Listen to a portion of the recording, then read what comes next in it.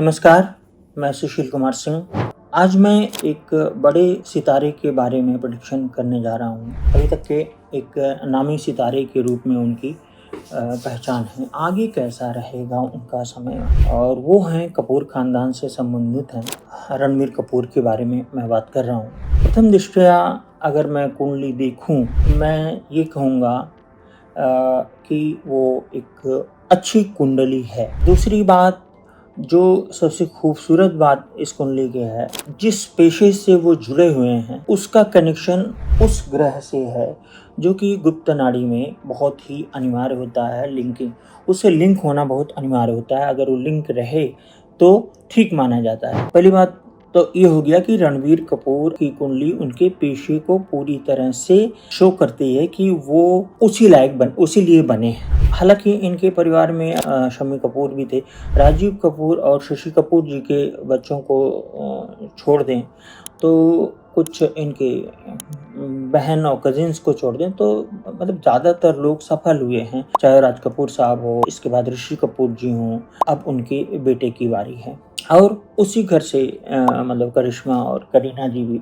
लेकिन ये कुंडली उन लोगों की कुंडलियाँ थी, चूँकि वो, जैसे मैं आपको एक चीज़ बताऊँ कि राज कपूर जी के बारे में बहुत कम लोग जानते हैं कि राज कपूर जी को रामचरितमानस पूरा याद था। इसलिए उनकी फिल्मों में इसका पूरा असर दिखता है। लोग आलोचना करते हैं इधर उधर की, लेकिन पहले ये देखिए कि वो धार्मिक कितने हैं उनकी फिल्मों में परिलक्षित होता रहा। जैसे राम तेरी गंगा मैली, और राम तेरी गंगा मैली कह के उन्होंने एक ऐसी बात भी कही कि हे राम, आपकी गंगा जो कि आप ही के पूर्वजों ने स्वर्ग से, या एक जिसको अलग हम विश्लेषण करेंगे तो एक अलग मल्टीवर्स से आई हुई थी भागीरथी जी के प्रयास से, जो कि भगवान राम के पूर्वज थे। अब आते हैं उसी परंपरा से, जब आप अंदर घुसेंगे तो जितना बाहर आपको खराब दिखता है, अंदर उतना सही दिख सकता है। मैं सबकी बात नहीं कर रहा हूँ। अब यहाँ पर आई बात, इनकी कुंडली में जो एक प्रसिद्धि का योग होता है वो है।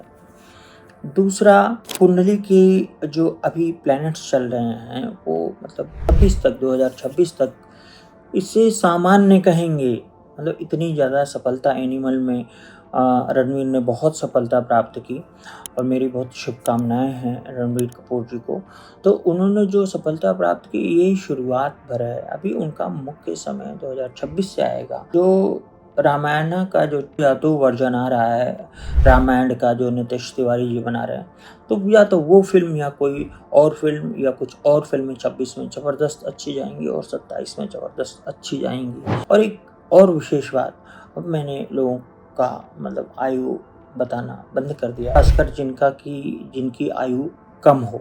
तो रणबीर कपूर जी की कुंडली अच्छी है और वो बहुत आगे बढ़ेंगे फिल्म इंडस्ट्री में।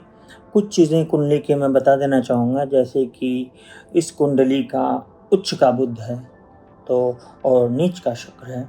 तो उच्च का बुध भी बहुत ज़बरदस्त होता है, नीच का शुक्र भी बहुत ज़बरदस्त होता है। नीच के शुक्र में कभी कभी कुछ कमियां पाई जाती हैं जो मैं यहाँ नहीं बताऊँगा। आयु बताना मैंने छोड़ दिया है, लेकिन रणबीर कपूर की इतना आप जानिए कि 75 से ऊपर की आयु है एक। और बाकी जो वैवाहिक संबंध वगैरह है उस पर भी अब मैं नहीं बोलता हूँ, और ईश्वर करे सब अच्छा ही जाएगा, और मेरी कोई भविष्यवाणी उस पर नहीं रहेगी। और दूसरा, आने वाले समय में ये कुछ पब्लिक लाइफ में भी जा सकते हैं। कुछ जब हो सकता है कि भारत की राजनीति एक ऐसे मोड़ पे आए जहाँ पे पूरा का पूरा एक बड़ा शिफ्ट हो, तो कुछ दिनों के लिए पब्लिक लाइफ में आएंगे, या इनको अवार्ड्स बहुत मिलेंगे। रणबीर कपूर को खूब सारे अवार्ड्स मिलेंगे और इनकी फिल्में बहुत अच्छी जाएंगी, बहुत ही अच्छी जाएंगी। इनके लिए एक मैं रेमेडी बताता हूँ, जो कि है कि अपने बेली रीजन पे, अपने जहाँ पे वो नाभि होती है, वहाँ पे इनको हाई क्वालिटी का, अच्छी क्वालिटी का परफ्यूम यूज़ करना चाहिए। और दूसरी चीज़, केतु का एक नाड़ी संबंध बन रहा है सूर्य से, तो इनको भगवान राम की, अपने पूर्वजों की तरह भगवान राम का नाम ज़रूर लेना चाहिए, उनका राम राम करना चाहिए। और तीसरी बात यह है कि इनको हनुमान भक्ति की तरफ ध्यान देना होगा, और कभी कभी इनको वृंदावन भी जाना चाहिए। तो अगली बार किसी अन्य टॉपिक के साथ आपके सामने उपलब्ध होऊंगा। तब तक के लिए जय सिया राम।